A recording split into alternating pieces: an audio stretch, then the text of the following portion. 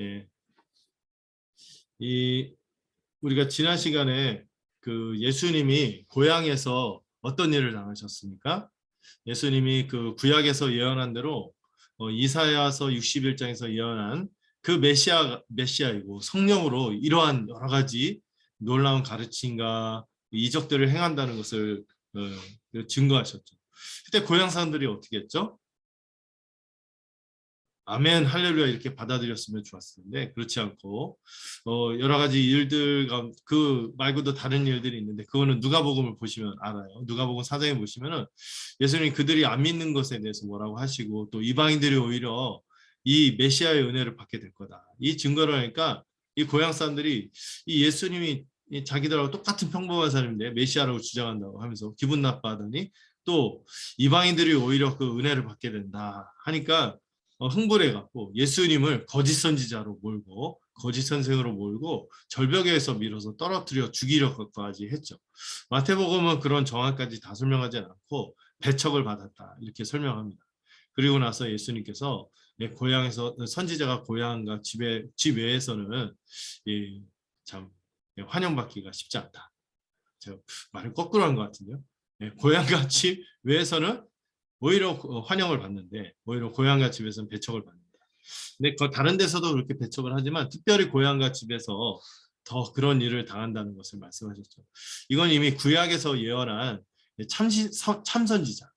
시대가 어두울 때 하나님의 사람들이 어떤 일을 당하는지 이게 나눈 내용인데 그것이 이제 주님에게 일어나고 있음을 보여주고요. 그 다음에 어떤 일이 일어났죠? 헤롯이 예수님의 소식을 듣더니 누구를 떠올렸습니까?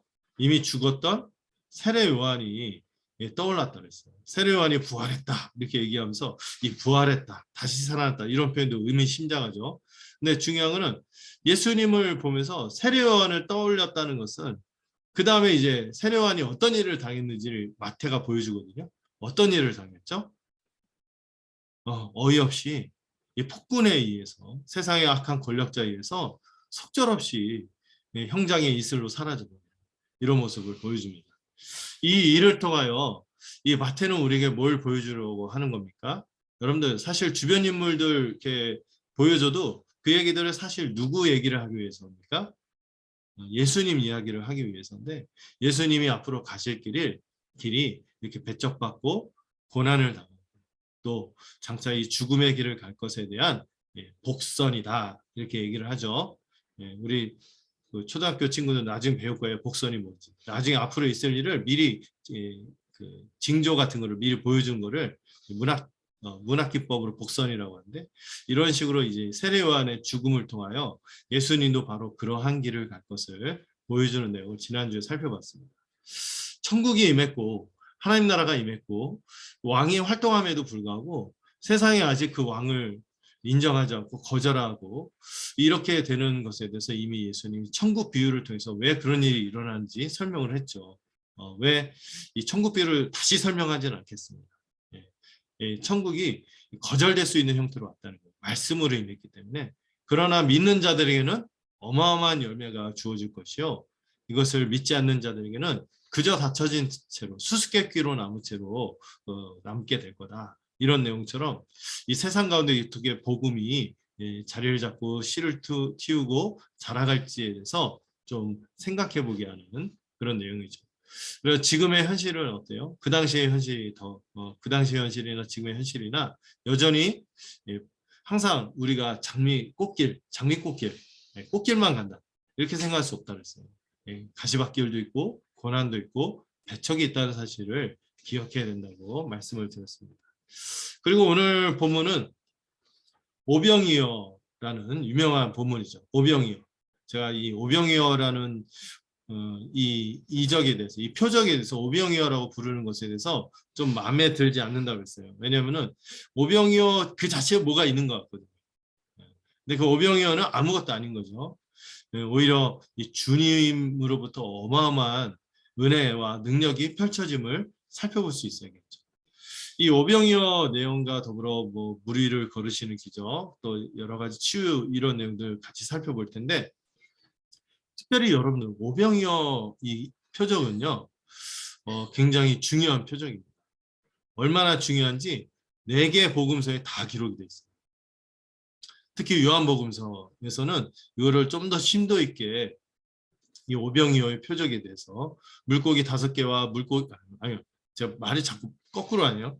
코로나 영향일까요? 빵 5개와 물고기 2마리로 5천 명을 먹인 이 어마어마한 사건을 굉장히 중요하게 다루고 있습니다.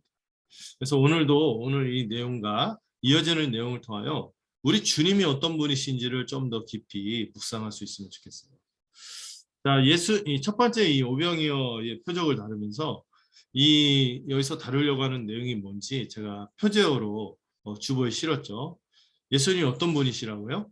궁일이 여기시고 풍성하게 먹이시는 왕이시라는 것이죠. 마태복음 전체가 예수님을 특별히 왕으로 소개하고 있거든요. 천국의 왕. 우리를 궁일이 여기실 뿐만 아니라 우리를 풍성하게 먹이시는 분이 우리의 왕이시라는 거예요. 이게 왕 얘기하니까 앞에 누가 떠오르죠? 앞에 누가 있었죠? 네, 고약한 헤롯 왕이 있었죠. 헤롯 왕의 생일 잔치와 오늘 이 오병이어의 잔치가 서로 대조되고 있어요. 세상의 임금들은 억압하고 하고 그런 왕이지만 우리의 왕은 어떤 분이십니까? 예, 긍휼히 여기시고 풍성히 먹이시는 왕이시다. 오늘 내용들이 다 그런 세상 왕과 우리에게 오신 진정한 천국의 왕이신 그분이 어떤 분인지를 전체적으로 대조하면서 좀 보여주는 면이 있어요. 자, 먼저 첫 번째 내용은 불쌍히 여겨서 치유해 주시는 내용이 나오고 있습니다. 일단 그 이야기가 전개가 어떻게 되냐면 처음에 예수님이 세례 요한의 순교 소식을 듣는 장면이 바로 앞에 있었죠. 세례 요한의 제자들이 이 스승의 죽음에 대해서 슬퍼하면서 예수님에게 보고를 했습니다. 이 얘기를 듣고 예수님이 어떻게 하시냐면 배를 타고 그 이제 예수님이 주로 활동한 거 그쪽 이제 그 북부 지역 갈릴리 지역인데 배를 타고 그쪽에서 떠나서 그 헤롯 왕이 갈릴리 지역 담당이거든요. 그쪽을 떠나서 따로 빈들에 가십니다. 그래서 헤롯의 핍박을 피하기 위함이다 이렇게 보고요. 또 이 빈들에 가심을 통하여 이 빈들은 남쪽에 아마 유다 강야다 이렇게 보시는데 이쪽으로 가시면서 아직 당장 헤롯한테 핍박을 받는 게 아니라 주님이 정한 때가 아직 오지 않았기 때문에 그 때를 기다리기 위해서 잠시 이렇게 피하시는 장면이 나오고 있어요. 근데 예수님이 이렇게 피한 순간 어떤 일이 일어났냐면은 사방의 무리들이 여러 고을로부터 예수님이 그쪽으로 가셨다는 빈들로 가셨다는 얘기를 듣고 어떻게 들었는지 이 소문을 듣고 주님을 따라 나섭니다. 따라 나섰는데 세상에 배를 타고 이렇게 빈들로 갔으면 누가 더 빨리 간 거죠? 예수님이 먼저 가셨을 텐데 이미 이들이 그 막 거기까지 꾸역꾸역 찾아오고 이 무리들의 이 열정을 볼 수 있죠. 왜 이 사람들이 이렇게 열정을 가지고 주님을 찾을까? 아마 그들은 예수님이 누구이심을 믿었을까요? 메시아이심을 믿었을 거예요. 메시아. 그들이 얼마나 메시아를 갈망했습니까? 메시아를 왜 갈망했는가? 이 메시아가 오면은 그들을 해방시켜주고 그들에게 새로운 세상을 준다는 약속이 있었기 때문이죠. 이 메시아가 이 소문을 들었을 때 이 메시아가 입만 열면은 우리의 인생에 풀리지 않는 숙제들, 그 의미들을 분명하게 설명해 주고 우리를 빛으로 인도한다는 그런 소식을 들었을 거예요. 진리를 들을 수 있다. 그분에게. 또 그분에게 가면 내 삶이 회복이 되고 정말 내 개인적인 삶만 회복이 될 뿐만 아니라 이 땅 가운데 하나님께서 새로운 세상을 여실 텐데 그 새로운 세상을 주실 분이 메시아다. 이것에 대한 소망을 가지고 그들이 열정적으로 주님을 따르고 이렇게 주님을 쫓아온 것이죠. 그리고 예수님께서는 그 따라온 큰 무리를 보시고 어떤 마음이 드셨습니까? 특히 여러분 본문 보실 때 주님이 어떤 마음이라든지 그분의 말씀이라든지 행동이라든지 이런 걸 유심히 보셔야 돼요. 그들을 보시고 어떤 마음이 드셨다고 그랬어요? 불쌍히 여기셨다고 그랬어요. 이미 마태복음 9장 36절에서도요.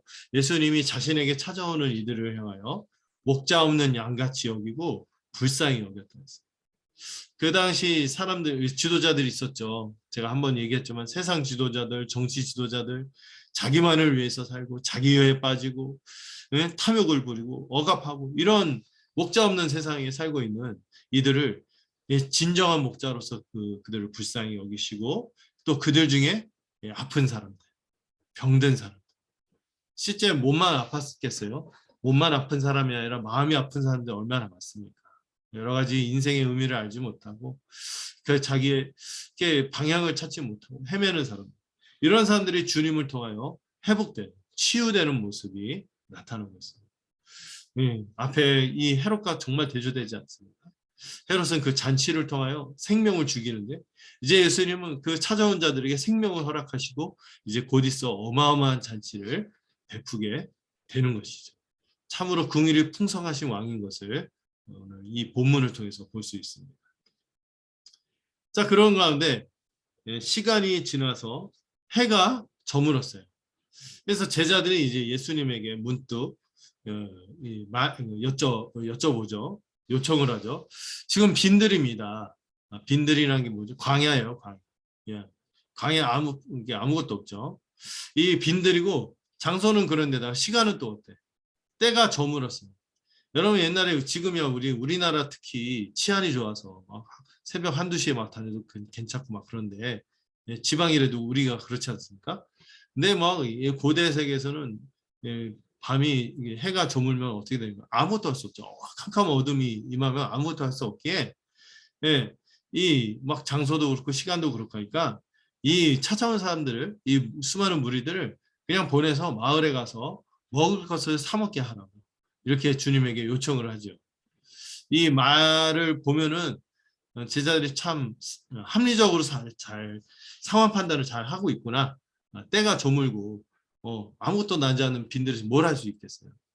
그들이 할 수 있는 가장 합리적인 판단이죠. 이런 판단을 하고 주님에게 제안을 한 거예요. 근데 제안을 했는데 뭐죠? 우리도 대안이 없고 저들도 대안이 없으니 각자 도생합시다. 이런 거죠. 각자 자기가 알아서 가서 사 먹으라는 거죠. 어떻게 보면 무책임한 것 같지만 참 방법이 없잖아요. 그들이 갖고 있는 걸 방법이 없는 거예요. 각자 도생하는 거죠. 그러자 예수님이 의미심장한 대답을 합니다. 저는 이 오병이어에서 되게 예수님의 하는 말씀들이 다 중요한데 하나하나가 다 중요한데 이런 말씀을 하죠. 그들이 그게 굳이 돌아갈 필요가 없대요. 그래서 무슨 말씀을 하십니까? 오히려 그 제자들에게 너희가 그들에게 먹을 것을 주라고 말씀하죠. 예수님이요 시건하는 분이 아니잖아요. 의미 없이 그냥 안 될 거 알면서 안 되는 줄 알면서 왜 그랬을까? 이런 게 아니란 말이에요. 뭔가 앞으로 하실 일이 있기 때문에 이 제자들에게 뚜렷하게 기억을 남기신 거죠. 이 말씀. 너희가 먹을 것을 주어야 한다. 인생의 문제들 있잖아요. 여러 가지 빈들이고 해가 저문 대안이 없는 상황에서 주님이 주신 대답은 뭐냐면 우리가 먹을 것을 주라는 거예요. 우리가 누구입니까? 주님의 해답은요. 교회인 것 같아요. 교회. 교회가 그 일을 감당해야 된다는 거죠. 그러면 고개가 갸뚱하지 않습니까? 교회가 뭘 할 수 있겠어요? 교회가 세상보다 어떻게 보면 작은 것 같고 아무것도 없는 것 같고 제자들도 그렇고 그 당시 제자들도 그렇고 우리도 그렇고 뭘 줄 수 있겠습니까? 우리가 뭘 먹을 것을 줄 수 있겠어요? 그래서 제자들이 이렇게 대답하는 거죠. 여기 우리에게 있는 것은 떡 5개. 그냥 그들 문화대로 빵 5개 하고 물고기 2마리밖에 없다는 거예요. 사실 우리나 저들이나 똑같죠. 우리가 갖고 있는 은사는 너무 별로 이렇게 미약하죠. 자원도 한계가 있고 어떻게 이런 것들로 사람들을 먹일 수 있고 우리가 이렇게 풍성하게 살 수 있겠습니까? 우리는 그런 사람들이에요. 이 제자들을 막 뭐라 할 수 없어요. 제자들이나 우리나 똑같이 뭐밖에 없는 사람들 그냥 그 어떤 한 사람은 어찌 그냥 그 도시락 그 자기 가족이나 건사해 주실까요?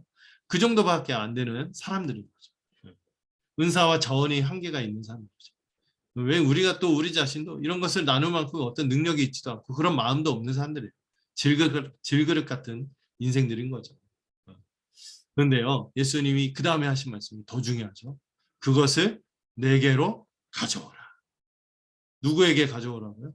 주님에게 가져가면 됩니다. 주님이. 주님이 갖고 있는 이 하늘의 풍성함과 그 은혜와 능력을 의지한다면 이게 달라진다. 우리가 갖고 있는 것만 생각하면 안 돼요. 우리가 갖고 있는 것만 생각하면요, 이 제자들이 처음에 제안한 게 합리적이라니까요. 각자 도생합시다. 그런데 주님은 그럴 필요가 없다. 우리가 먹을 것을 줄 수 있다고 말씀하시고, 주님이 가지신 하늘의 능력을 의지할 때, 예, 우리가 이 일을 감당할 수 있다고 주님은 말씀하세요. 누구에게 가면 돼요? 주님에게 가면 돼요. 내게로 오라. 내게로 가져오라.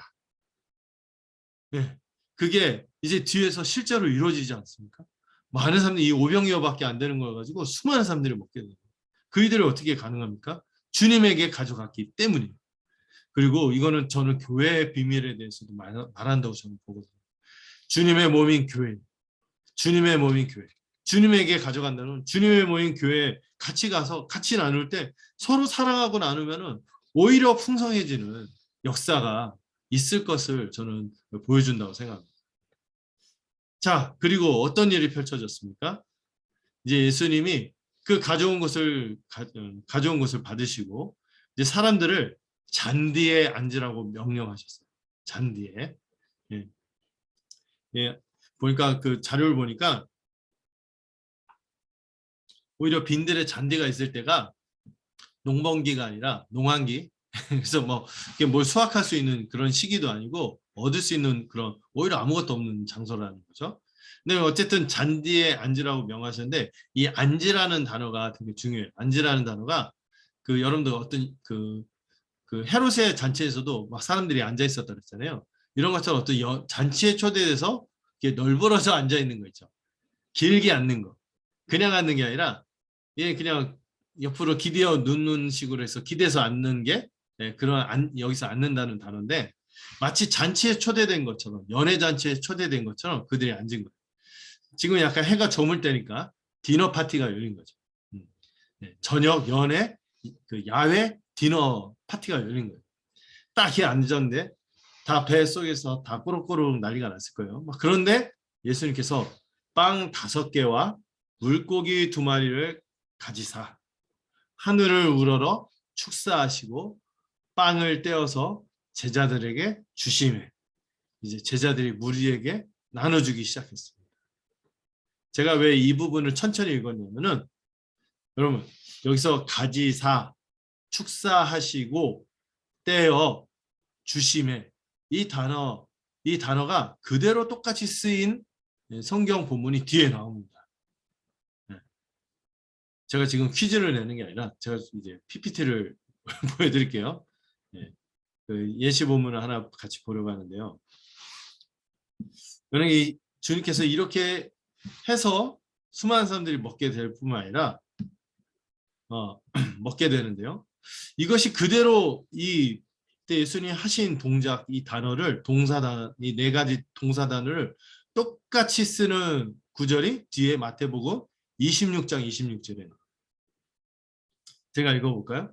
그들이 먹을 때 예수께서 떡을 가지사 축복하시고 떼어 제자들에게 주시며 이르시되 받아서 먹으라 이것은 내 몸이니라 하시고 지금 예수님이 이 빵 5개와 물고기 2마리를 나누시는 것을 이 마태가 쓴 동사 이게 그대로 뒤에서 성찬식 하실 때 예수님 마지막 최후의 만찬 때 동일하게 씁니다.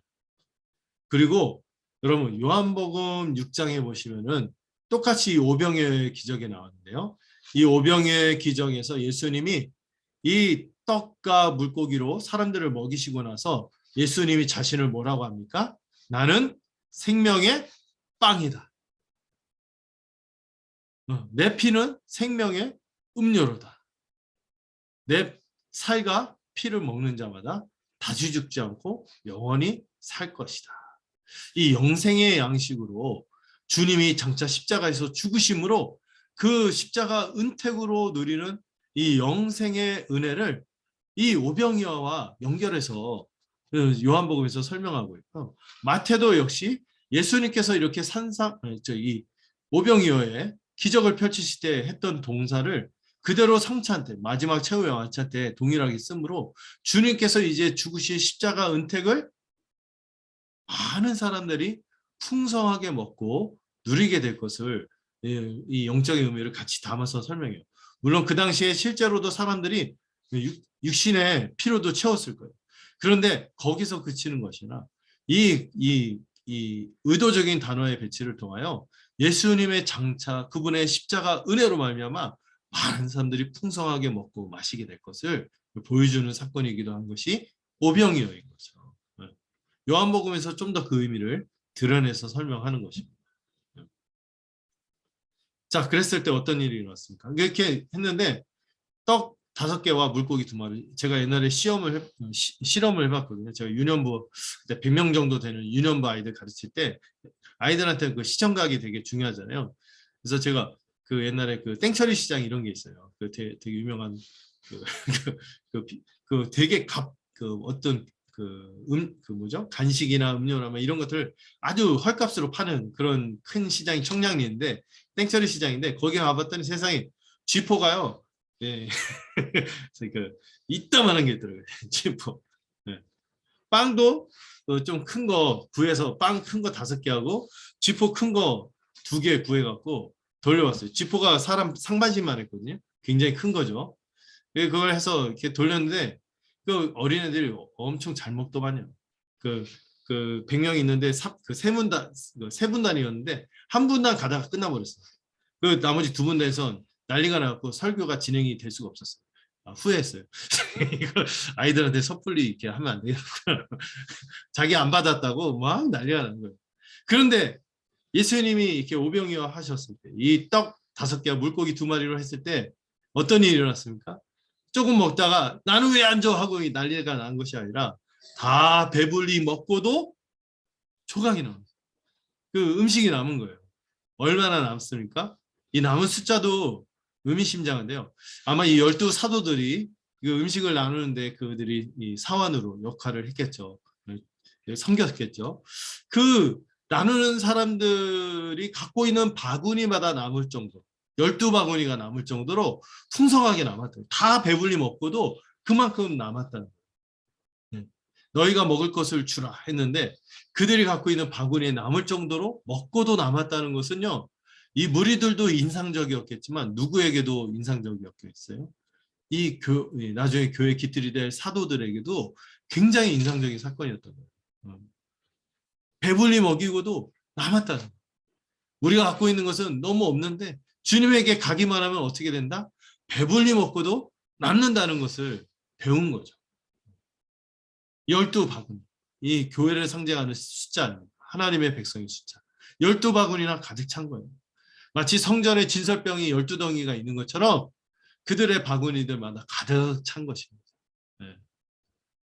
이 과거에도 구약 시대에도 이렇게 많은 사람을 적은 곡물로 먹인 사건이 있었어요. 열왕기하에 보시면은 그 6장인가요? 거기 보시면은 엘리사가 보리떡 20개하고 채소가 담긴 자루로 100명을 먹인 사건이 있습니다. 100명 정도를 먹이거든요. 그때 그 엘리사의 제자도 얘기해요. 이거 가지고 어떻게 이 사람들에게 먹여줄 수 있겠습니까? 했을 때 엘리사도 예수님 비슷한 말을 했죠. 너희가 먹을 것을 주라. 비슷한 말을 하긴 했어요. 근데 예수님요.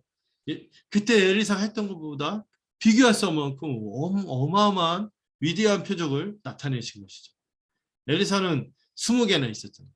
근데 5개를 가지고 그 20개 가지고 100명 먹일 수도 있겠죠. 막 조금씩 떼갖고 이렇게 먹으면 가능하겠지만은 근데 예수님은요 비교할 수 없는 이 말로 설명할 수 없는 어마어마한 풍성한 이 잔치를 베푸시고 모두를 배불리 먹인 엄청난 일이 벌어진 것이었어요. 얼마나 이 혜택을 입었습니까? 예, 먹은 사람이 여자와 어린이 빼고 여자와 어린이를 빼고도 몇 명? 남자만 5,000명을 먹일 정도로 어마어마한 이 풍성한 잔치를 그들이 맛본 것이죠. 하늘의 잔치를 맛본 거예요. 이 교훈을 통해서 우리가 알 수 있는 것은 우리 주 예수 그리스도는 어떤 분이시다? 우리를 궁휼히 여기시고 핍절한 우리를 부족하고 결핍되어 있는 우리를 불쌍히 여기시고 풍성한 잔치를 베풀어서 먹여주시는 왕이라는 것입니다. 그리고 여기서 우리가 또 인정할 수 있는 것은 우리도 똑같아요. 우리도 물고기 2마리 떡 5개 정도밖에 갖고 있는 게 없는 유한한 자들이죠. 가난한 자들이죠. 그러나 그럼에도 불구하고 주님은 우리에게 도전하세요. 너희가 먹을 것을 주어야 한다. 그리고 그 일을 우리가 할 수 없어요. 알죠? 우리가 은사도 없고 자원도 없잖아요. 그때 주님이 하시는 말씀이 뭐죠? 내게 가져오라. 그때 그분은 주님의 몸이 된 교회를 통해서 주님을 찾고 의탁한 자들, 이 무리들처럼 결핍되어 있는 사람, 필요가 있는 사람들을 먹을 것을 주고 돌볼 수 있도록 교회에게 풍성함을 허락해 주실 겁니다. 주님과 연합하여 교회로 한 몸이 된 자들은 풍성한 잔치를 맛볼 수 있는 것이죠. 여러분, 주님과 연합한 것도 주님으로부터 이 주님과 같이 모든 것을 누릴 수 있도록 풍성함을 누릴 텐데, 특별히 주님이 한 몸인 교회를 통하여 이 풍성함을 모두가 맛보도록 하신다는 거죠. 이 풍성한 잔치를 맛보게 하는 것이죠. 하늘의 은혜가 역사하면 이 일이 이루어집니다. 교회는 복음으로 말미암아 하늘의 신령한 떡을 이미 먹은 성찬의 공동체입니다. 이 십자가 은혜로 이 한량없는 은혜, 이 마름과 다함이 없는 은혜를 받은 자들로서 이 벅찬 마음으로 살아가는 자들이죠. 이 예수 십자가 은총으로 변했기 때문에 그 사도의 행전에서 고백하는 것처럼 자기 것을 자기 것이라 하지 않고, 그들 중에 가난한 자가 없었다고 할 만큼 사랑으로 자기가 있는 것보다 자원하여 힘에 진하게 다른 사람들을 위하여 섬기기 때문에 그것이 혼자만의 어떤 객기 같은 그런 헌신이 아니라 서로 사랑으로 그렇게 풍성하게 넘쳐나기 때문에 이 하늘잔치를 맛볼 수 있다는 것이죠. 자신을 내어주는 사랑을 경험한 공동체, 예수님의 이 자신을 내어주는 사랑을 경험한 공동체는 너희가 먹을 것을 주라 했을 때 아멘 하면서 그들이 비록 5병이어밖에 없다 할지라도 넘치도록 이 하늘의 잔치를 맛보도록 경험할 수 있는 그런 공동체가 교회인 것입니다. 12바구니가 남았다고 했습니다. 차고도 넘치도록 주님께서 베푸실 거예요. 우리는 이 일을 주님이 자신의 생명까지 내어주신 주님의 이 십자가 은혜를 통해서 믿게 되는 거죠. 또 우리가 매달마다 이제 거하는 이 다음 주에 특별히 우리가 성찬을 행할 텐데 이 성찬을 통해 확인하게 될 거예요. 제가 이 본문 공부하면서 다음 주에 했으면 더 좋았을 뻔했다. 성찬이 있을 때 하면 좋았을 뻔했다 이렇게 생각이 드는데, 우리가 이 성찬을 통하여 흘러넘치는 주님의 은혜, 그것이 나에게도 흘러넘치고 또 우리 교회 지체들과 한 몸이 되어서 흘러넘침으로 우리가 다른 사람에게 먹을 것을 줄 수 있는 그런 생명의 공동체, 이런 생명의 잔치를 누리는 헤롯의 이기적인 그런 잔치가 아니라 예수 그리스도의 생명의 잔치를 함께 누리는 공동체임을 이 본문을 통해서 믿으시기 바랍니다. 이를 맛보고 이미 배불리 먹고도 이 남은 것을 풍성하게 넘치도록 온 교회의 다른 지체들을 위해서 나눌 수 있게 되는 것이죠. 나눌 때마다 하늘의 은혜로 다시 풍성하게 채워지는 은혜를 우리 모두가 함께 경험하게 될 것입니다. 여러분에게 나눠줄 때마다 금방 떨어질 것 같은데 막 생기는 거예요. 이런 일들이 우리의 삶 속에서 주님이 아버지가 되셔서 돌보심으로 이 생명잔치, 오병이어 잔치를 누릴 수 있다는 것을 오늘 본문은 보여주고 있습니다. 저는 이게 교회로 살아갈 때 맛볼 수 있는 축복이라고 생각합니다. 또 교회에 수많은 사람들, 이 필요가 있고 핍절한 사람들, 이 사람들이 복음을 받아들이고 이 교회에서 이 오병이어의 잔치를 지금도 이 영생의 이 풍성한 잔치, 이 궁일의 잔치를 함께 맛볼 것입니다. 이제 이 두 번째 사건이 이제 이어지고 있는데요. 자, 22절부터 33절을 보시면은 이제 새로운 사건이 나옵니다. 그 옛날 뭐 동화책이나 이 뭐 SF 이런 데서나 나오지, 뭐 무리를 걸었다. 그래서 생발로 걸은 사람 없어요. 달만한 사람이 무리를 걸었다고 했는데 그도 무슨 뭐 강아지 풀이나 무슨 버들잎인가 그걸 밟고 이제 가잖아요. 근데 인류 역사에서 최초로 무리를 걸은 사람이 나옵니다.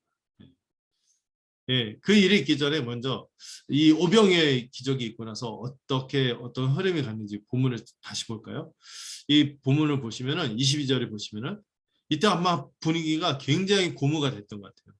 그런데 주님이 이때 그래 역시 이 풍성함을 막 이렇게 하면은 우리 같으면 어떻습니까? 막 흐뭇해갖고 막 좀 누리고 좀 더 해볼까? 막 이런 생각하고 했는데 주님의 그 다음 반응이 좀 특이합니다. 즉시 제자들을 재촉해서 배에 모조리 태운 다음에 먼저 건너가게 하세요. 그리고 주님은 홀로 남으셔서 우리들에게 아마 해산 우리들에게 얘기해서 한 명씩 하면서 다 한 명도 안 남기고 다 집으로 그냥 돌려보냈어요. 배불리 먹인 다음에. 근데 왜 이런 행동을 하시는가 이해가 안 되죠. 예수님이요. 이 제자들을 즉시 여기 보면 굉장히 긴박하거든요. 즉시 제자들을 재촉해갖고 모조리 배에 태워서 싹 미리 이 무리들하고 좀 분리시킨다는 느낌이 들죠. 무리들에게 빨리 분리를 시키고 예수님은 홀로 남아서 무리들을 다 떠나보내신 거예요. 왜 그런지 이걸 알 수 있는 것이 요한복음 6장 14절 15절에 기록이 되어 있거든요. 이 본문 한번 같이 보도록 할게요. 자, 요한복음 14장 15절을 보시면 왜 그랬는지 그 이유를 좀 알게 됩니다. 그 사람들이 예수께서 행하신 이 표적을 보고 말하되 이는 참으로 세상에 오실 그 선지자라 하더라. 그러므로 예수께서 그들이 와서 자기를 억지로 붙들어 임금으로 삼으려는 줄 아시고 다시 혼자 산으로 떠나 가시니라. 우리는 지금 글로 봤으니까 밍숭맹숭 할 수 있지. 글로 보고도 와 성령이 감동되고 와 복잡하고 감동이 되고 와 우리 풍성하다. 이 풍성한 잔치를 누리는구나. 이렇게 하겠지만 그러나 여러분 그 당시 분위기는 어땠을까요? 어마어마했을 거예요. 완전히 사람들이 막 흥분했을 거예요.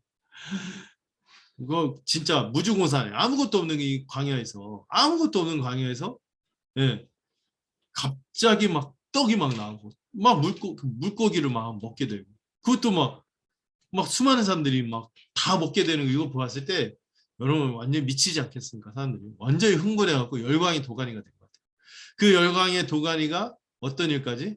바로 그 즉시 아마 이때 그 예수님이 다른 맘 먹었으면은 혁명이 가능했을 것 같아요. 완전히 정권 바꾸고 이런 건 아주 껌이야 껌. 예수님 오병이어까지 하시는 분인데 뭐 이렇게 막 먹이시는데 막 이런 분이 사람들이 흥분해서 예수님을 억지로 왕으로 세우려고 하는 거예요. 그랬을 때 예수님은 괜찮은데 누가 동요됐을까요? 제자들도 동요될까 봐 제자들 격리시킨 거예요. 제자들 재촉해갖고 배에 모조리 태워갖고 떠나보내게 한 다음에 예수님이 딱 남아서 이제 아마 설득했겠죠. 나 계속 쳐다봐야 아무것도 안 나온다. 이제 더 이상 안 나온다 하고 다 보내신 것 같아요. 왜 이렇게 예수님은 이런 좋은 분위기잖아요. 이런 분위기에서 왕이 되시려고 하지 않고 이렇게 사람들을 돌려보냈습니까? 이거는 저는 이 마태복음 4장에 있었던 이 사단의 시험의 연속인 것 같아요. 사단이 무엇을 가지고 시험했죠? 너 성전에서 뛰어내려와. 많은 사람들이 보면서 뛰어내릴 때 천사들이 너를 받쳐주는 걸 보면은 또 돌로 떡을 바꾸면은 뭐 이렇게 하면은 네가 하나님의 아들 아니야. 사람들이 인정하고 또 궁극적으로 사람의 영광을 추구하도록 자신에게 절하라고 그랬죠. 이런 사단의 시험하고 관련이 되는 거예요. 예수님이 만약에 이런 왕이 되려고 하는 흐름에 편승해서 왕이 됐으면은요. 예수님이 이제 장차 감당하시려는 어떤 길을 못 가게 되는 거죠. 십자가의 길을 못 가게 되는 거예요. 영광의 길을 취하는 순간 십자가의 길을 가지 못하시기 때문에 예수님은 그 십자가의 길을 취하시기 위해서 영광의 길을 거부하신 것이죠. 제자들도 같이 동요돼서 그럴까 봐 그들을 보내시고 우리들도 한 사람 한 사람 다 돌려보내십니다. 천국의 비유처럼 아직은 말씀으로 임하는 그런 하나님 나라이기 때문에 그런 세상 방식으로 임해서는 안 되기 때문에 이런 방식으로 하는 것이죠. 십자가의 길을 가기 위해서 이렇게 그들을 떠나 보내시고 예수님은 홀로 남으셔서 어떻게 합니까? 산으로 올라가셔서 저물 때까지 홀로 계시는 뭐하러 올라가신 거죠? 기도하십니다. 기도하시고. 1차적으로는 이게 산에 올라가시고 한적한 곳에 계셨다. 이렇게 마가복음에서 그렇게 설명하는데 이렇게 홀로 산에 올라가신 거는 1차적으로 뭐예요? 메시아 은닉이에요. 사람들이 메시아에 대해서 세상적인 왕으로 오해하고 영광의 길로 가시기를 기대했기 때문에 그거와 주님이 가시는 길을 달랐기에 주님은 자신을 숨기기 위해서 이렇게 숨으시기 위해서 홀로 산에 들어가서 기도하신 것도 있고, 또 이 사실을 통해서 우리가 기억할 게 있어요. 주님도요 기도했어요. 주님도 기도했다니까요. 주님도 기도가 필요했다니까요. 주님도 기도해야지 이런 상황들을 이겨나갈 수 있고, 이런 하늘의 은혜와 능력을 구함으로 십자가의 길을 가실 수 있었다는 것이죠. 네.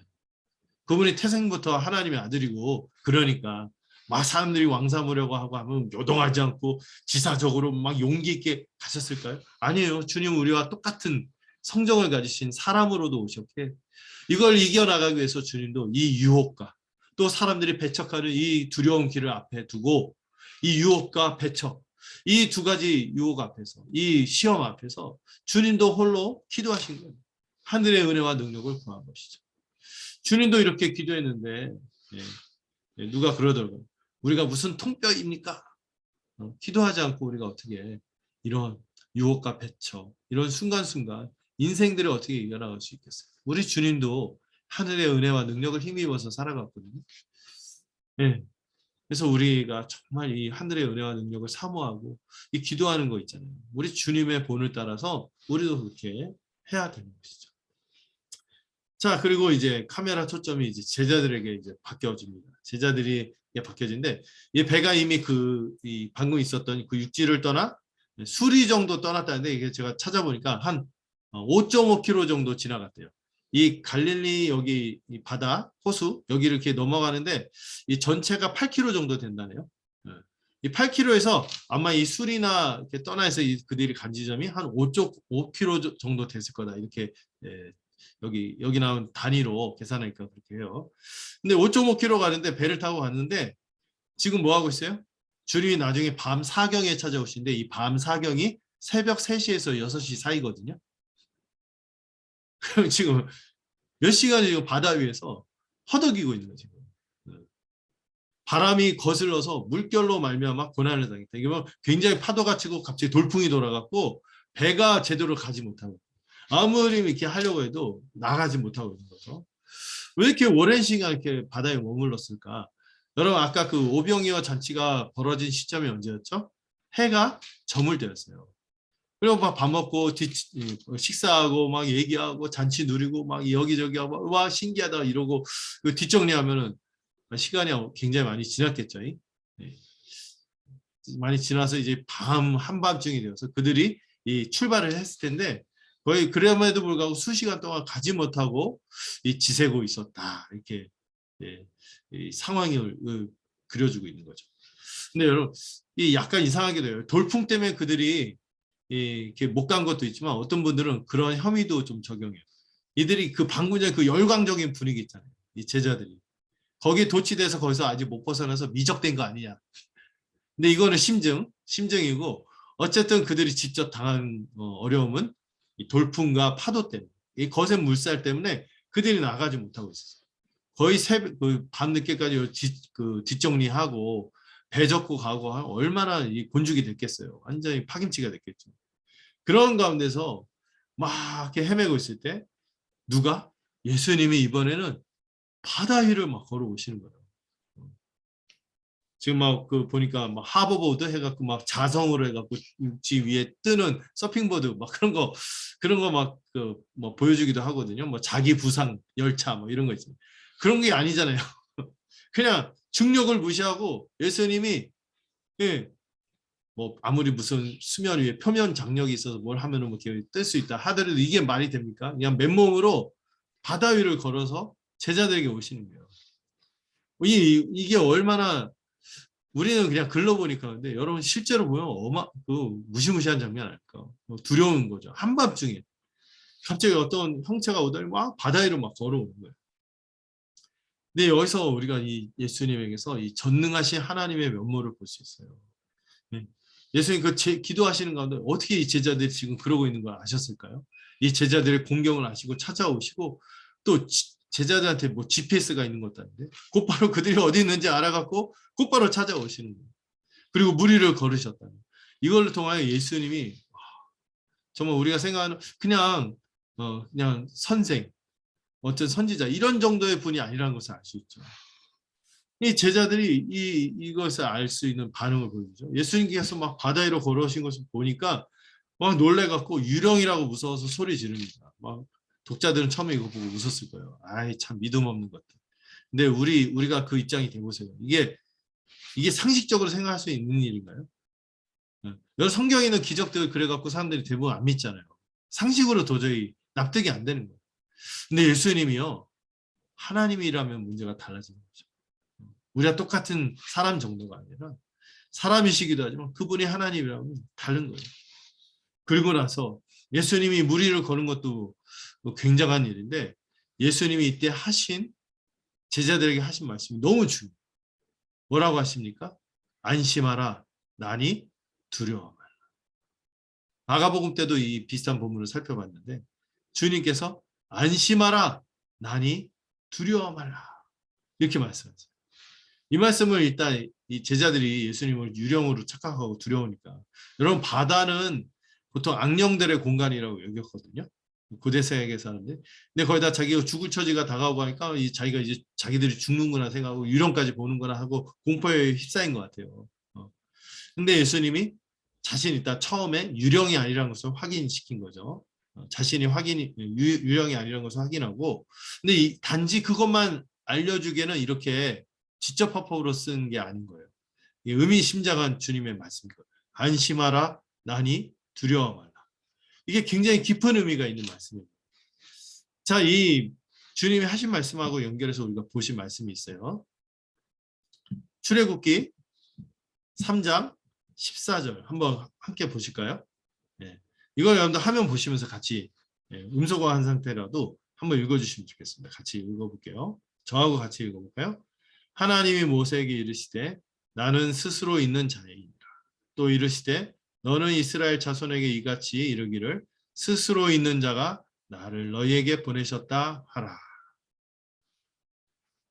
이 모세가 이 출애굽의 역사를 일으키기 전에 백성들에게 하나님을 어떻게 소개할까요? 할 때 하나님의 자기소개거든요. 나는 스스로 있는 자이라. 이게 영어로는 I am who I am이에요. 나는 나다. I am 이렇게 얘기하거든요. 이거를 이제 히브리어로 바꾼 게 야훼인지 여호와인지 지금 어떻게 읽을지 잘 모르지만 우리는 여호와로 알고 있죠. 여호와 할 때 I am 이런 표현이 들어있는 거예요. 근데 예수님이요 독특하게 신약에서 특히 요한복음에서는 7번이나 자신이 나는 생명의 빛이다.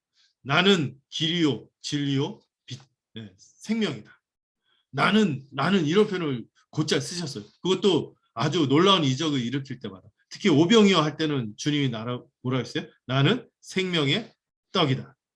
근데 이렇게 말하는 게 어색해요. 원래는 일반적인 그 헬라어 그 대화에서는 그리스어 대화에서는요 주어를 따로 안 써요. 왜냐하면 동사의 주어가 자체로 들어있거든요. 따로 주어를 빼는 거는 드문 경우예요. 근데 그 히브리 70인경에서 이 여호와 이름이나 이런 것들을 이렇게 할 때 특히 하나님 자기 표현을 할 때 이렇게 이 주어를 따로 쓰는 것을 쓰거든요. 이게 하나님의 독특한 화법이라는 거예요. 그러니까 예수님이 지금 자신이 뭐라고 말씀하신 거예요? 안심하라, 나다, I am, 두려워 말라. 하나님이 나타날 때마다 전형적으로 하신 말씀이 뭐죠? 두려워 말라. 창세기에서도 보면은 이 족장들에게 나타날 때마다 두려워 말라. 나는 여호와니라. 이렇게 말씀하시거든요. 지금 주님이 그런 식으로 말씀하신 거예요. 안심하라. 나다. 두려워 말라. I am. 이렇게 말씀하신 거예요. 에고, 에이미. 이 표현이 그대로 헬라어로 쓰여져 있는 거죠. 이거를 나중에 요한을 7개로 더 확장해서 설명합니다. 예수님이 자신이 바로 구약에서 언약을 주신 그 여호와 방불한 그 하나님이라는 것을 말씀하신 거예요. 그리고 예수님이 지금 무리를 걸으셨죠. 이 바다 위를 걸으신 것과 관련된 중요한 말씀이 있습니다. 시편 77편 19절 한번 볼까요? 제가 읽어드릴게요. 주의 길이 바다에 있었고 주의 고든 길이 큰 물에 있었으나 주의 발자취를 알 수 없었나이다. 이런 표현이 나오는데 목이 금방 건조해져서 제가 물을 좀 마시겠습니다. 이거는 이제 출애굽 역사할 때 어떤 거를 말씀하시는 거죠? 홍해를 반으로 가는 거. 주의 길이 바다에 있었고 주의 고든 길이 큰 물에 있었으나 주의 발자취를 알 수 없었습니다. 이렇게 얘기하면서 주님이 이 물마저도 다스리시는, 바다는 그 고대 세계 사람들한테 미지의 대상이었고 두려움의 대상이었거든요. 그 미지의 대상이고 두려움의 대상인 바다마저도 주님은 어떻게 하시는 분? 가르치고 거기에 길을 내시는 분이죠. 그런 분이 자기 백성에게 주님이 I am 하고 자기를 계시하셨잖아요.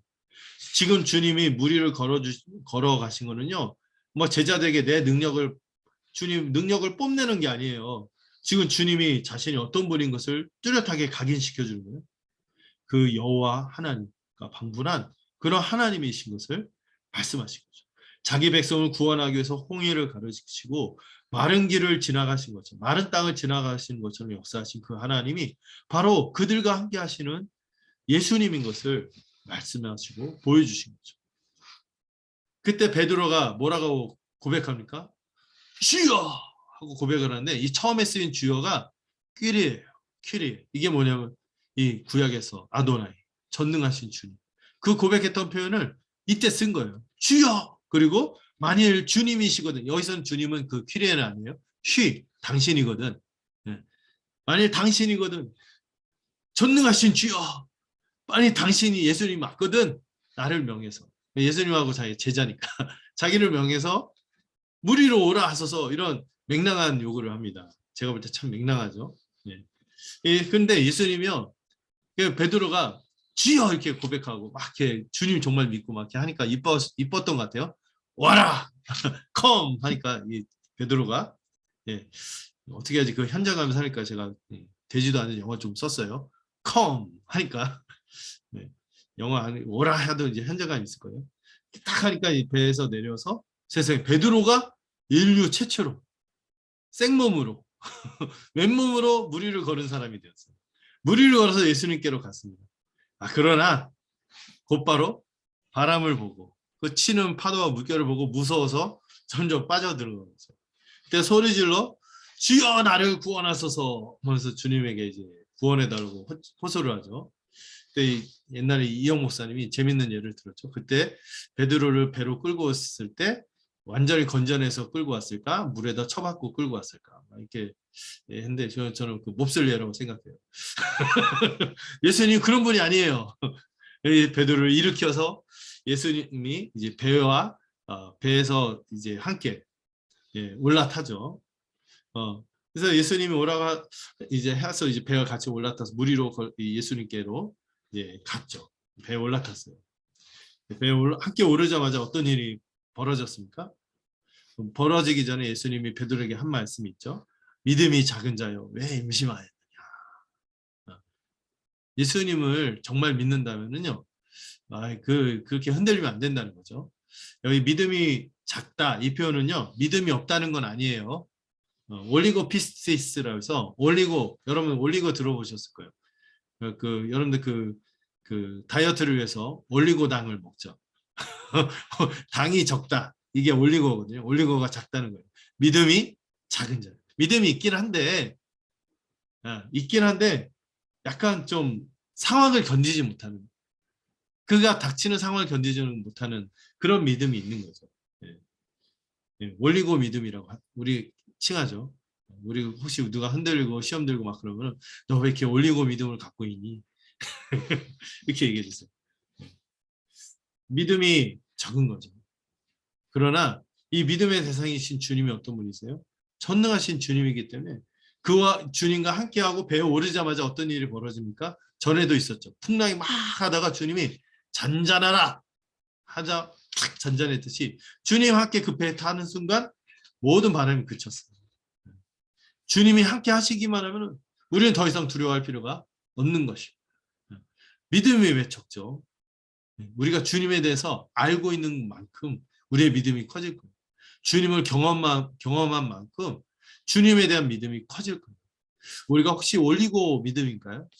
올리고 믿음이 아니라 이게 약간 그런 표현을 쓰면 좀 조심스럽게 하는데 정말 주님에 대한 지식의 크기와 이게 너무나 분명해서 확고해서 모두가 제대로 된 참 믿음을 갖기를 바랍니다. 네. 자, 그리고 배에 오르자마자 어떤 일이 벌어졌습니까? 배에 있던 모든 제자가 예수님께 절했어요. 이 절했다는 단어도 되게 중요하거든요. 이 절했다는 단어가 보통 하나님께 경배한다 할 때 쓰는 그 단어, 프로스키네어라는 단어거든요. 그냥 일반적인 절이 아니라 프로스키네어라는 단어는 하나님을 경배할 때 쓰는 단어. 이 제자들이요 완전히 이 상황에 장하게 된 거예요. 완전히 압도된 거예요. 압도돼 갖고 어떻게 할 수 없어서 너무 두려워서 전에도 풍랑이 했을 때 저가 되게 바람과 바다도 순종합니다. 이런데 이 무리를 걷고 그들과 함께 하자마자 바다가 하는 이 엄청난 일을 또 겪고 나자 또 이 경외감에 휩싸여서 주님에게 절하는 것입니다. 그리고 뭐라고 고백합니까? 진실로 하나님의 아들이십니다. 완전히 예수님에게 압도된 거예요.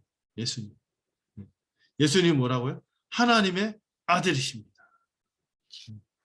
이 하나님의 아들이라는 것은 말 그대로 하나님 아빠라는 거죠. 하나님의 친아버지. 하나님이 그 예수님의 아버지로서 예수님은 신성을 가진 제2위의 하나님. 나다 이렇게 말할 수 있을 만큼 여호와 이 약속의 그 언약의 그 하나님, 그 하나님으로서 주님이 자신을 드러내십니다. 그리고 이 하나님의 아들이라는 표현은 하나님이 보내신 메시아 왕을 표현할 때도 또 쓰기도 한 표현인데 이 본문의 정황에서는 단지 메시아 정도가 아니에요. 정말 이분은 신성을 가지신 분이다라는 것을 이 프로스키네어라는 단어, 이 주님의 하신 말씀, 주님이 지금 일으키신 이 놀라운 이 기적이 이 사실을 뚜렷하게 보여준 거죠. 모두가 이것을 인정하고 고백하게 된 것입니다. 이 본문에서 우리가 묵상할 지점이 있어요. 우리 주님도 이 영광의 길과 십자가의 길을 앞두고 있을 때 주님께 순종하고 이 십자가의 길을 가기 위해서 뭐 하셨습니까? 기도하셨습니다. 이 유혹과 시련, 유혹과 배척을 앞두고 주님은 기도하셨어요. 우리는요 물에 빠진 베드로를 비웃지만 우리도 그 계열인 것을 인정해야 돼요. 베드로는 그래도 뛰어들기라도 했지. 우리는 그 뱃속에서 그냥 머리 쳐박고 부들부들 떨던 그런 제자들하고 똑같은 사람들이에요. 이 상황에 늘 휘둘리는 거죠. 그래서 우리도 이 베드로처럼 기도해야 돼요. 주여 나를 구원하소서. 상황에 압도되고 시험에 닥칠 때마다 주님은요 여기 보면 주님이 그냥 한참 있다 손 내민 게 아니라 즉시 손을 내밀어 그의 손을 붙들지 않습니까? 그런 주님의 계심을 믿고 기도해야 하는 거예요. 왜 우리가 기도할 수밖에 없습니까? 주님이 안심하다, 나다, 두려워 말라 이렇게 말씀하시는 분이시기 때문에 그 우리가 믿는, 우리가 의지하는 그 하나님이 그 우리의 전능하신 하나님이요 이 모든 언약을 이루시는 그런 분이시기 때문에 우리가 기도할 수밖에 없어요. 주님은 참으로 모든 이름 위에 뛰어나신 분이시며 바다도 밟으시는 분이에요. 그래서 우리가 믿음이 있을 때 기도하는데 우리가 왜 기도하지 않는가 생각하면 우리가 정말 주님이 그런 분인 것을 정말 믿고 경험하는 거예요. 이게 없으면 올리고 믿음이에요. 올리고 믿음은 당연히 올리고 기도가 되는 거죠. 예. 예. 그래서 이 기도해야 돼요. 이 기도는 우리가 상황에 압도될 때마다 이러한 주님이 우리와 함께 하신다는 믿음을 불러일으키는 주님께서 주신 은혜의 도구입니다. 우리는 파도와 물결에 쉽게 압도되는 인생들이에요. 우리는 오병이어밖에 갖고 있는 게 없는 그런 자들이에요. 그렇기 때문에 주님에게 가는 거예요. 주님. 우리는 예수님이 우리의 경배를 마땅히 받으실 분이시며 모든 두려움에서 건져주시는 하나님의 아들임을 믿는 자들인 것이죠. 이 마지막 단락 간단하게 좀 살펴볼까요? 이 34절 36절을 보면 예수님이 능력으로 모든 병든자를 낫게 하시는 왕이심을 보여주고 있습니다. 이제 이 배를 타고 바다가 잔잔해진 가운데 갈릴리 호수 건너편에 있는 게네사렛에 이르렀다 이렇게 나오는데 이 게네사렛이 어떤 지역인지 좀 논란이 많더라고요. 근데 중요한 거는 약간 갈릴리 건너편이고 약간 이 지역이 이방에 좀 가까운 지역이라고 보고 있어요. 그래서 여기 막 수많은 사람들이 찾아오잖아요. 아마도 본토 유대인들보다 이방인들이 많이 있었을 것이다 이렇게 봐요. 주님은 지금 그 배척받고 거절하고 이런 믿지 않는 곳에서 떠나서 또 다른 곳에 복음을 전하고 있는 것이죠. 그곳에 있는 사람들이요, 세상에 어떤 소문을 들었는지, 이전에 일부 갈릴리 지역은 주님을 배척하고 안 믿었잖아요. 근데 예수님이 이 배에서 내리자마자 그렇게 제자들과 함께 있는 것을 보고 곧바로 알아보고 온 지역에 소문을 퍼뜨리고 이 소식을 전해서 모든 병자들을 주님에게 데리고 옵니다. 이것을 통해서 여러분, 짧지만 이런 교훈을 생각할 수 있어요. 예수님은 뭐가 있다? 모든 사람을 회복할 수 있는 능력이 있는 분이에요. 이걸 믿는 자는요, 아프고 고통받는 인생들을 여기 본문에 있는 예수님을 알아보자마자 그들이 한 게 뭐예요? 자기 주변에 아픈 사람들 데리고 주님에게 막 데려온 거예요. 주에게로 인도하는 것이죠. 그리고 또 어떻게까지 능력이 나타납니까? 옷자락에만 손을 대도 나음을 얻는 놀라운 아주 능력이 나타나고 있는 것이죠. 예수님의 옷자락, 이 옷자락은 보면 그 옷에 달린 술이래요. 술이 뭔지 아시죠? 옷술. 네. 그 옷술을 딱 만지기만 하면 나을 것이다. 이렇게 막 생각하면서 막 사람들이 막 부탁하는 거죠. 손을 대는 자마다 다 나음을 얻었다. 여러분, 보통 이 게네사렛 이쪽 사람들이 아마 이방인들이 많고 또 병자들이 많은데, 이 유대인들에 의하면 이방인들은 부정한 자들이에요. 그리고 병자들은 어떤 자들이죠? 기본적으로 병들면 부정한 자들이에요. 접촉하면 안 돼요. 만지면 오염돼요. 그러나 주님은 오히려 부정한 우리가 손을 댈 때마다 정결하게 하시고 치유하고 회복하시는 분이죠. 어떤 분은 예수님의 옷이 치유의 능력이 있다, 이렇게 보는 분이 있더라고요. 예수님의 옷에 능력이 있다는 거예요. 그게 바로 중세 어떤 사람들이 예수님의 그 무덤의 수위 있잖아요. 수위. 그게 있다고 막 가짜로 꾸며내갖고 막 그 사람들 그거 막 미신적으로 막 빌고 이런 일들이 있는데, 그런 게 아닌 거 알죠? 예수님에게 하여튼 미신적인 능력이 막 그 손댈 때마다 나가는 그런 게 아니고 부적같이 주님이 어떤 분이시기 때문에 전능하시고 우리를 긍휼히 여기시고 그분이 오히려 정결한 자를 회복하고 오히려 오염되고 부정한 자를 정결하게 회복하게 하시는 그런 예수님이란 것을 믿을 때 그 믿음이 능력을 나타낸다는 것이죠. 그 믿음의 회복을 가져옵니다. 그 이름의 소망을 거는 자는 모두 다 회복되는 것입니다. 우리 주님이 모든 것을 회복하고 치유하시는 능력의 왕이심을 믿는가? 이것을 이 본문은 우리고 도전하는 것이죠. 그 믿음을 가진 자는 반드시 역사를 일으키는데 어느 정도로? 손을 대는 것 정도로 스치기만 해도 이 나음을 입는다. 망가진 인생들이 주님을 만나고 그 옷자락에 손만 댄다면 회복의 은혜가 부어지는 것입니다. 예수님의 치유는 그분이 주실 영원한 생명의 전조예요.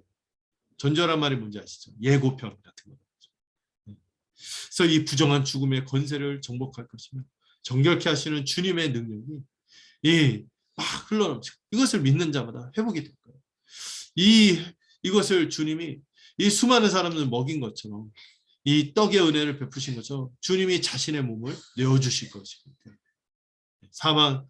이 사망과 죄의 권세로부터 이 십자가 은혜를 우리를 건져주실 것이기 때문에 이런 능력이 사람들에게 흘러가는 것입니다. 믿기만 하면 되는 것이죠. 말씀을 맺을게요. 첫 번째로 우리 주님은 교회를 통해서 풍성한 잔치를 여신다는 것을 기억하시기 바랍니다. 교회는 가난해요. 오병이어밖에 없어요. 그렇지만 주님에게 가서 주님과 연합할 때 이 주님과 연합한 충만함으로 말미암아 다른 이들을 풍성하게 섬기고 돌볼 수 있는 공동체라는 걸 믿으시기 바랍니다. 하늘 양식인 복음을 먹을 때 그 일이 일어납니다. 실제로 또 성찬의 떡을 먹을 때 이 눈에 보이는 이 떡을 볼 때마다 우리를 위해서 흘리신 그 피를 마실 때마다 이 은혜로 다른 이들과 함께 한 몸이 되어서 풍성한 하늘 잔치를 맛보는 공동체가 교회임을 기억합시다. 두 번째로 교회는 또한 기도하는 공동체인 것도 잊지 않았으면 좋겠어요. 우리 주님이 어떤 세상의 파도보다 어떤 물결보다 높고 전능하시고 그 바다를 오히려 밟으시는 분이 우리 주님이십니다. 시편 77편에서 얘기한 것처럼 바다에 길을 내고 물 가운데 고든 길을 내시는 분이세요. 누가 주님의 발자취를 알 수 있겠어요. 그러나 믿음을 가진 자들은 그 주님의 그 역사를 보게 되는 것이죠. 세상에 압도되고 유혹과 시련이 있을 때마다 전능하신 하나님의 아들이신 우리 주님에게 부르짖을 때, 우리를 구하소서, 우리를 건지소서 할 때 주님이 즉시로 우리 손을 잡고 우리를 일으켜 주시는 은혜가 있을 거예요. 그리고 그분이 함께 하실 때 우리에게 임할 샬롬이 있을 것입니다. 마지막으로 우리가 구할 것은 믿음입니다. 믿음이에요. 믿음의 공동체가 돼요. 주님에게 나온 모든 인생이 나음을 입었고 회복되었습니다. 옷자락에 손을 대는 자마다 나은 것은 주님이 정결케 할 수 있는 능력, 회복할 수 있는 그 십자가의 그 능력이 있다는 것을 믿기 때문이죠. 주님은 우리를 긍휼히 여기시고 먹이시는 분이시고 두려워할 때마다 그 어려운 상황에 빠질 때마다 우리를 건져주시는 분이시며 병들며 온갖 인생의 아픔들이 있을 때 그분에게 의지하면 치유하시고 정결케 하시고 회복시켜 주시는 능력의 왕이신 것을 오늘 본문을 통해서 우리가 붙들고 살아가기를 바랍니다. 기도하겠습니다. 주님, 오늘 본문에 나타난 이 오병이어의 잔치, 이런 하늘 양식의 잔치를 우리가 이미 맛보았을 뿐만 아니라 그 양식과 더불어 사람들에게 주님이 주신 이 양식을 나눌 수 있는 우리가 되기를 소망합니다. 우리가 또한 두려움과 시험에 빠질 때마다 기도하여 주님의 손을 붙들고 주님이 우리와 함께 하심을 알게 되는 은혜를 허락하여 주시옵소서. 주님에게 온갖 치유와 회복의 능력이 있음을 알고 적은 믿음이 아니라 더한 믿음으로 의지하여서 우리의 기도 제목들과 또 우리 주변에 방황하고 안타까운 인생들이 회복되고 응답되는 역사가 있기를 소망합니다. 예수님의 이름으로 기도드렸습니다. 아멘. 자, 우리 함께 찬송가 406장 부르도록 하겠습니다.